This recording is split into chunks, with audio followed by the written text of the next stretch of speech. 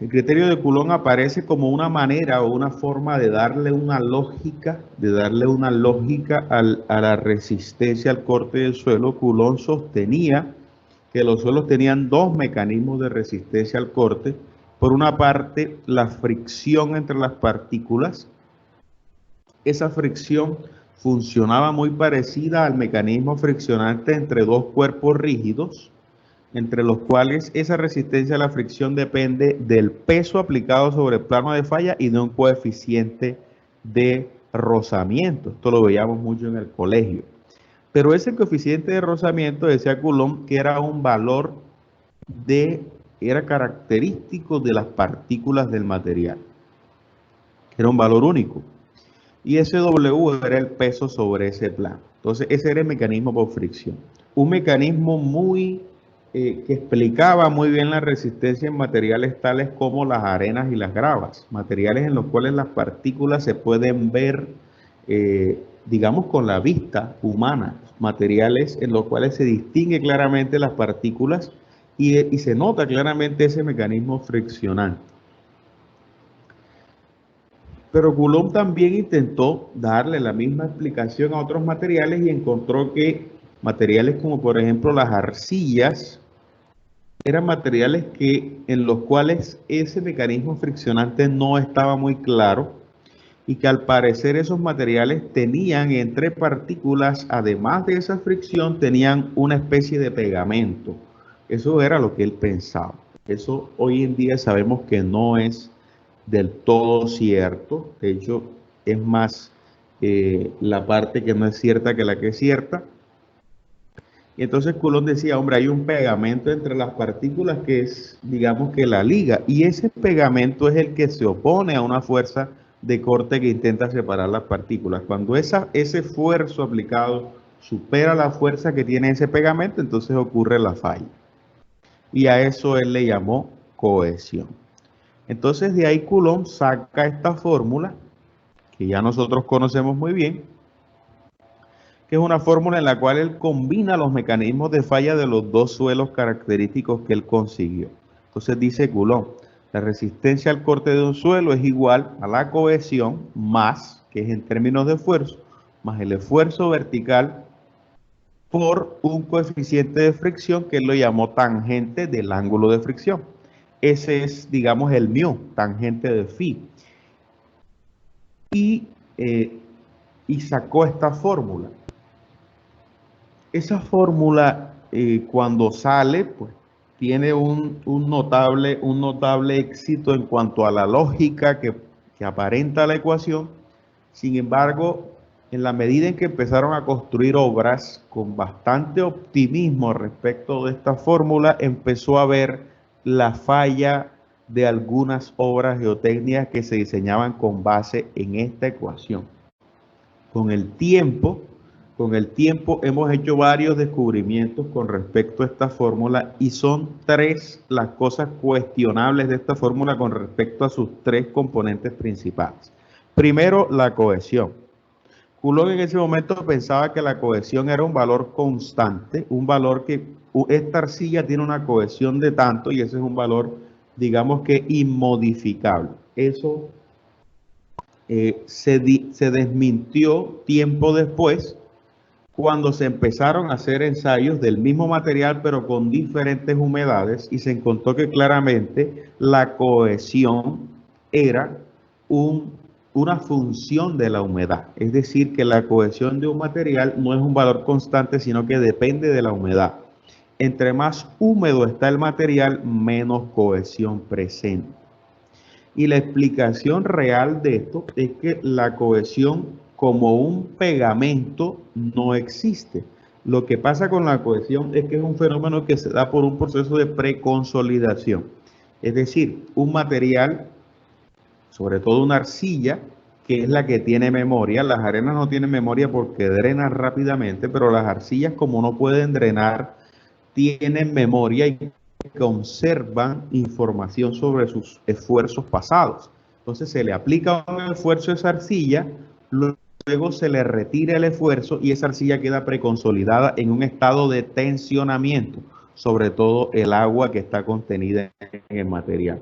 Y ese estado de tensionamiento tiene un sentido inverso a la carga que uno le aplica al suelo. Y por eso pareciera que tuviera una resistencia o una parte de resistencia al corte constante. Esta realmente es la explicación de la existencia de esa cohesión. Es decir, resultó siendo un parámetro mucho más complejo de lo que se pensaba. Entonces no era un valor tan constante como se pensaba.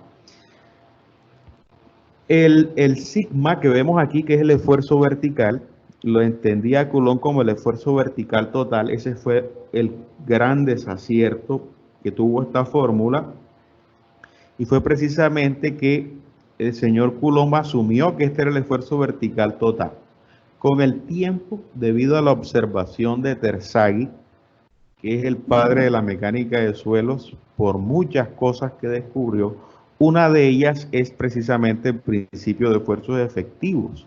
Terzaghi se dio cuenta que las obras que estaban fallando debido a la implementación de esto eran obras principalmente en unas condiciones hidráulicas bastante desfavorables. Entonces Terzaghi pensó que notablemente el agua tenía una fuerte influencia, y es cuando Terzaghi saca el principio de los esfuerzos efectivos y toma esta ecuación y reemplaza el esfuerzo vertical total por el esfuerzo vertical efectivo, que todos nosotros sabemos de qué se trata, bajo la lógica clara de que Terzaghi decía, bueno, si lo que resiste dentro del suelo son las partículas sólidas, ni el aire ni el agua tienen resistencia al corte, pues sinceramente lo único que uno debería utilizar para hablar de resistencia sería el esfuerzo que realmente va a las partículas sólidas, que son las que tienen resistencia al corte. Y eso cambió radicalmente la aplicabilidad de esta ecuación. Y como tercera medida, el ángulo de fricción phi, que también Coulomb pensaba que era le llamaba ángulo de rozamiento interno, ángulo de fricción interno, porque era una característica propia de las partículas. También con el tiempo hemos aprendido que no es tan así, que por ejemplo en arenas ese ángulo de fricción depende del estado de compacidad que tenga la arena, si es una arena muy densa, si es una arena que está muy suelta. Depende en gran medida de eso, depende de la granulometría de las partículas, de la resistencia individual de las partículas, depende también de la generación de presión de poros durante el proceso de carga, depende de si el material es consolidado o no antes de probar su resistencia. Es decir, este ángulo phi no es un valor único para cada material. Depende de las condiciones en las cuales se encuentra el suelo y de las condiciones en las cuales se pruebe su resistencia. Entonces, notablemente la ecuación de Coulomb tiene una lógica muy chévere porque es muy fácil de comprender, pero tiene fuertes limitaciones que las vamos a ir comprendiendo más adelante. Entonces, ¿en qué consiste el principio de los esfuerzos efectivos de Terzaghi? Consiste principalmente en que sobre un suelo actúa una carga Q en un área total. Es lo que nosotros hacemos cuando decimos esfuerzo total es igual a el peso específico por el espesor de suelo que está encima de ese plano. Cuando nosotros hacemos ese cálculo, estamos considerando que el área de la aplicación de la carga es el área de todo el depósito. Eso es lo que nosotros estamos haciendo cuando calculamos el esfuerzo total tal cual como lo aprendimos.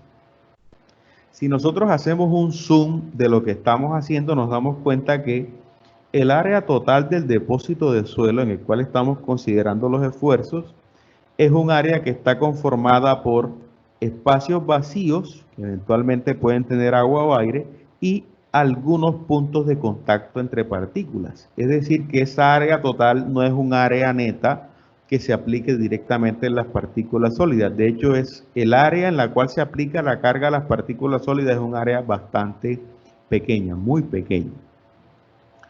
Viendo esto en un sistema de partículas, se ve algo como así. El área total es esto, pero realmente el esfuerzo que va a las partículas es un poco diferente al esfuerzo total que se aplica en el sistema, sobre todo cuando el sistema está completamente saturado.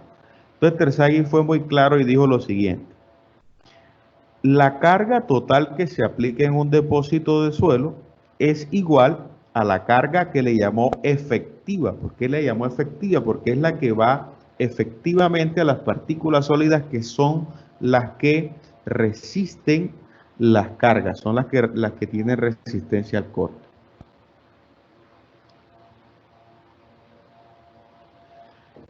Entonces, la carga total que yo le aplico al suelo es igual a esa carga efectiva a la que se va a las partículas sólidas más la carga que va hacia el agua. Hay una parte de la carga que se va al agua, suponiendo que ese depósito está saturado.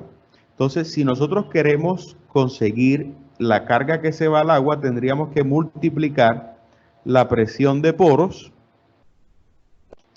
que sería U. La presión de poros está en términos de presión, o sea, para que quede en términos de fuerza, habría que multiplicar por el área. ¿Y esa área cuál es? El área de vacíos. Obviamente, el área que tú ves de vacíos sería la que multiplicaría esa presión de poros. Teniendo en cuenta que el esfuerzo efectivo es igual a la carga efectiva sobre el área total del depósito, entonces la ecuación quedaría de esta forma. El esfuerzo total es igual al esfuerzo efectivo más la presión de poros multiplicada por el área de los vacíos sobre el área total, porque toda la ecuación la estamos dividiendo entre A. ¿Y qué sucede? Que esta relación del área sobre el vacío sobre el área total es muy cercana a 1, ¿sí? Se ha verificado ya mediante varios experimentos que el área de vacíos es mucho más que el 99.9% del área total del depósito. Es decir, el área que ocupan los puntos de contacto entre partículas no alcanza a ser ni el 0.01% del área del depósito.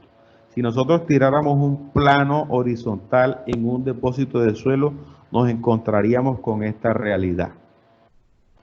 Que la carga que se concentra en los puntos de contacto de partículas es increíblemente superior al esfuerzo efectivo que nosotros calculamos tradicionalmente. Entonces, si esto es igual a 1, esta ecuación queda así como la vemos ahí, que el esfuerzo total es igual al esfuerzo efectivo más la presión de poros. Cuando hacemos el cálculo de los esfuerzos geostáticos en un depósito de suelo, decimos esfuerzo efectivo es igual al esfuerzo total menos la presión de poros, que es algo que nosotros ya manejamos muy bien. Esto es el principio de esfuerzos efectivos, y lo publicó Terzaghi en el año 1925, cuando estudiaba el fenómeno de consolidación.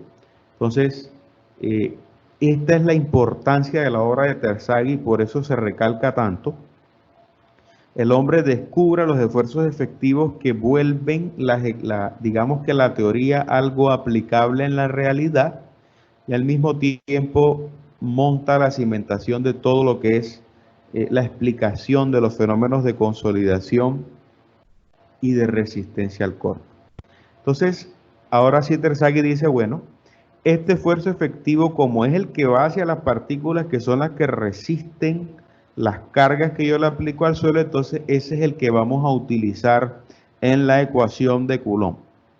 Y es cuando se formula el criterio de falla Mohr-Coulomb.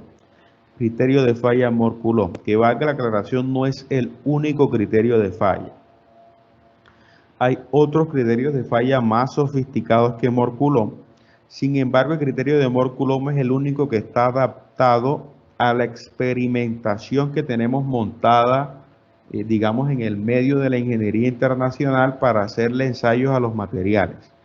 Es el que es consecuente con toda la formulación que está planteada. Hay otros criterios de falla, pero esos criterios de falla carecen de todo ese sistema de ecuaciones y de herramientas de cálculo y de experimentación que permita que sea aplicado, digamos, de la misma forma que este criterio de Mohr-Coulomb. Entonces, el criterio de Mohr-Coulomb se resume en esta ecuación: resistencia al corte del suelo es igual a la cohesión efectiva. Ahora los parámetros dejan de ser totales y se vuelven parámetros efectivos, teniendo en cuenta todo lo que acabamos de hablar. Tenemos que ahora es cohesión efectiva más el esfuerzo efectivo multiplicado por la tangente del ángulo de fricción efectivo. Esta ecuación, si nosotros graficamos en el eje de las X el esfuerzo normal y en el eje de las Y el esfuerzo cortante, nosotros tenemos que esta ecuación representa una línea recta. Una línea recta en la cual la resistencia al corte es Y, C o la cohesión es una constante que representa el intersecto con el eje Y. El esfuerzo efectivo es como si fuera X y tangente de phi representa la pendiente de esa línea recta. Esta ecuación sería una línea recta. Recordemos que el criterio de Moore, la envolvente de Otto Moore no era una línea recta, sino una línea curva. Una línea curva. En la realidad, todos los materiales tienen una envolvente de falla curva, sin embargo, en los suelos hay algo muy notable y es que esa envolvente de Moore es muy aproximada a una línea recta. Entonces, por eso, teóricamente se dice que el criterio de falla de Moore-Coulomb es una pseudoenvolvente de la envolvente de falla de Moore. Que la envolvente de falla de Moore es curva y esta que nos da esta ecuación es una línea recta. Pero tienen una similitud tan grande que en términos prácticos pueden considerarse lo mismo. Entonces, si nosotros necesitamos la envolvente de falla de un suelo, la podemos representar con esta línea recta del criterio de Moore-Coulomb y lo único que necesitamos para graficar esa línea recta, ¿qué es? Los valores de C y los valores de phi. Valores de C y valores de phi. La pendiente, que es tangente de phi, y el intersecto con el eje Y, que es la cohesión efectiva. Este es el criterio de falla de Moore-Coulomb. Entonces, ¿cuál va a ser la tarea de nosotros de aquí en adelante? Conseguir los parámetros C y phi, cohesión y ángulo de fricción. Van a ser los dos parámetros de los cuales nosotros nos vamos a encargar de ahora en adelante, porque una vez que nosotros tengamos esos dos valores, nosotros estaremos en la capacidad de graficar la envolvente de falla del material y poder con eso saber en diferentes escenarios cuál es la condición de falla de material.